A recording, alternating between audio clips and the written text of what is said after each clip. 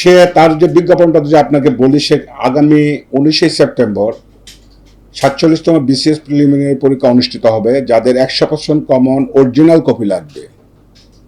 সেটা সাজেশন না প্রশ্নপত্র সেটার কোনো উল্লেখ নাই। মূলত আমরা যা মনে করছি সেটা হচ্ছে একটা প্রতারণার একটা নতুন একটা পদ্ধতি বলা যাবে। সেটা না, ভুক্তভোগীদের কাছ থেকে আমরা কোনো ধরনের অভিযোগ পাই নাই। বিষয়টা আমাদেরকে পিএসসি জানালে আমরা সেই বিষয়টা তদন্ত করে তাদেরকে আইডেন্টিফাই করি। তার যে বিকাশ বা নগদের যে স্টেটমেন্ট, এটাতে প্রায় 2 লক্ষ টাকার মতো তার লেনদেন তথ্য পাওয়া যাচ্ছে। আরও তার কোনো ধরনের বিকাশ অ্যাকাউন্ট বা অন্যান্য কিছু আছে কিনা সে বিষয়গুলো আমরা তদন্ত করে পরে বলা যাবে। স্বাধীন মিয়া, পিতা মোহাম্মদ মফিজুর রহমান, মাতা মোহাম্মদ শান্তনা বেগম, স্থায়ী ঠিকানা হচ্ছে ডাঙ্গি ডাকঘর পাইকান, রংপুর।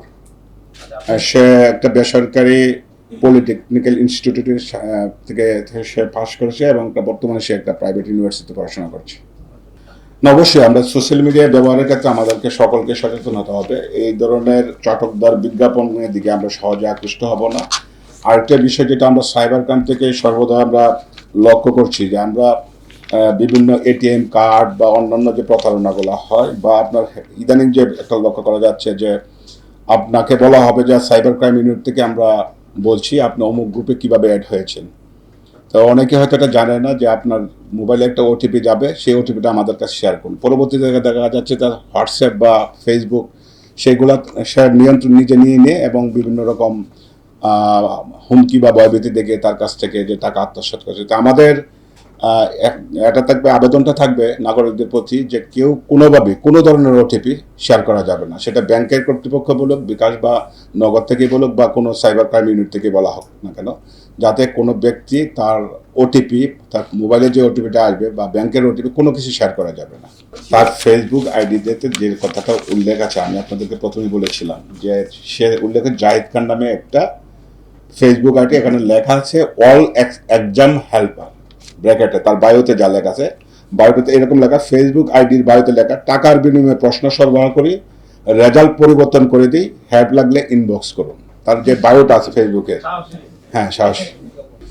আমরা সাইবার রিলেটেড যত ধরনের ক্রাইম আছে সবগুলোর প্রতি আমাদের নজর আছে, যেগুলো আমাদের গোচরীভূত হয় বা কোনো অভিযোগকারী যদি অভিযোগ করে সেগুলো আমরা করছি।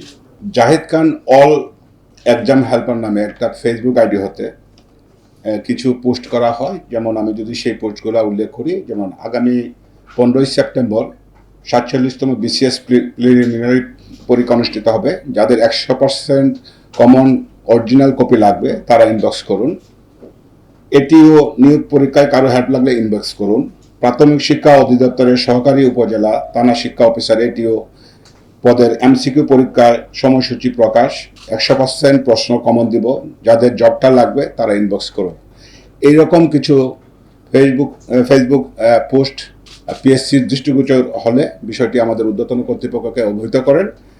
অবহিত করার পর আমরা নির্দেশিত হয়ে এই ফেসবুক আইডিগুলো আমরা মনিটর করতে থাকি এবং মনিটর করাকালীন সময়ে একজন আসামিকে আমরা গ্রেপ্তার করি এবং তার মোবাইল ফোনে এই ফেসবুক আইডি এবং তার যে বিজ্ঞাপনগুলো যে প্রচার করেছে সে সংক্রান্ত আমরা তথ্য উপাত্ত পাই এবং তাকে আমরা আমাদের হেফাজতে নিয়ে আসি।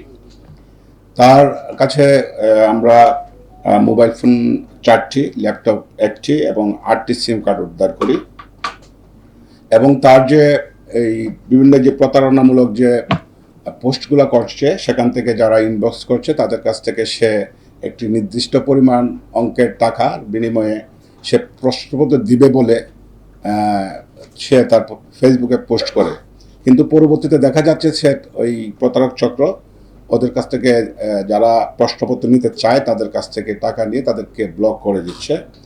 এই বিষয়ে আমরা পিএসসি কর্তৃক নির্দেশিত হওয়ার পর পিএসসি কর্তৃপক্ষ অলরেডি আমাদের সাথে যোগাযোগ করেছেন এবং তারা বাদী হয়ে একটি মামলা করবেন। মামলাটি প্রক্রিয়াধীন আছে।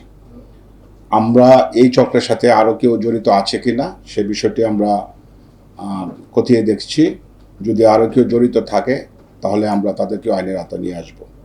এখন পর্যন্ত যে আমাদের কাছে যে তথ্য বা আসামিকে জিজ্ঞাসাবাদ করে আমরা যেটি পেয়েছি সে মূলত একটা প্রতারক চক্রের সদস্য।